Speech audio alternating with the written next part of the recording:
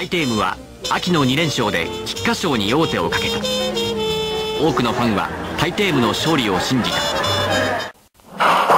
ゲート開いた19頭スタート。迎えて第33回菊花賞は距離 3000m であります。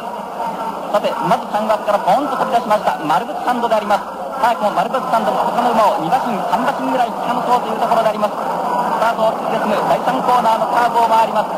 坂を今上りそして降りてくるところであります。先頭に立ちましたのはマルブスサンド。そしてずっともう一頭アウトコースの方から行きますのがソナオールが11番のソナオールのホームというところから飛び出そうとしております。第4コーナーの中間地点であります。早くも縦に長い展開になりました。先頭からしんがりまでが30馬身ぐらいであります。今第4コーナーのカーブちょうど逆光になって各馬の服飾がずっと真っ黒になります。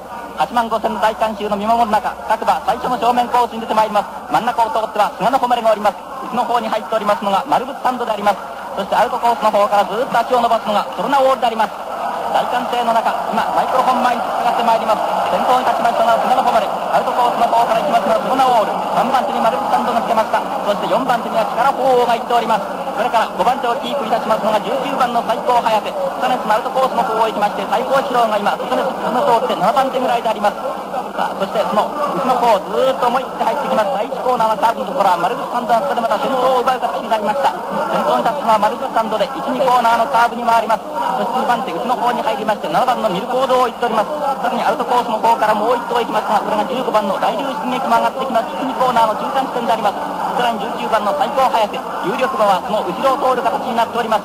第2コーナーのカーブを回ります。これから向こう上面に出ていくところ先頭に立ったのは5番のマルブスサンド。そして菅野誉れがまた外と外を通ってこれ並びかける形になりました。さらに3番手行きますのが大流進撃であります。その後ろの方を通りまして12番のソルナウォールもまだ頑張っております。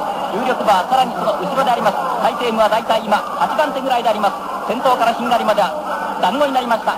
15馬身から20馬身ぐらいのところであります。向こう上面を過ぎます。これから第3コーナーのカーブに向かっていくところであります。先頭争い相変わらずマルブスサンドと菅野誉れ馬体を合わせる形になっております。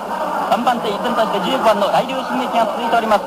さらに12番のソルナオールがこの辺りから4番手3番手あるいは後かというところであります。ランドプリンスがストメスの通って上がってきました。ランドプリンスが上がってきます。さあ問題の第3コーナーの坂今この坂を登って駆け下りるところであります。第3コーナーのカーブを切ります。まだ先行の体型は崩れておりません。先頭体型は崩れておりませんがずーっと上がっていくのが13番のソルナオールがマックスの方から上がっていこうというところであります。さらにはセントマーチンも出ようというところであります。これから第4コーナーのカーブに突っかかってくる場内がどよめいております。これは懸命先頭グループにその誉れも頑張っております。さて有力馬ランドプリンスが外を回ってくる。さあ第4コーナーのカーブを回った直線内外大きく広がっている各馬大体馬場の中央から縁も通る8枠間ぐーっと伸びてくる。8枠懸命伸びてくるのはこれは18番のマサイチモンジュ18番のマサイチモンジュがやってくる。さらに懸命に行く方ランドプリンスがやってくる。ランドプリンス西田いかなかった西田いかなにぐんぐん突っ込んでくる。西田いかなの先頭に立った西田いかな先頭が2番そこなお懸命曲がってる懸命頑張ってる8番8番の東からぐーっとくる。懸命に大抵無を追って大抵無を追ってゴール優勝は石野光優勝は1番の石野光とにかくが大抵無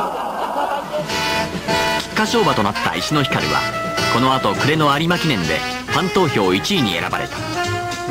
そしてこの年の4歳馬のレベルの高さを見せつけて優勝し年度代表馬に選出されたのである。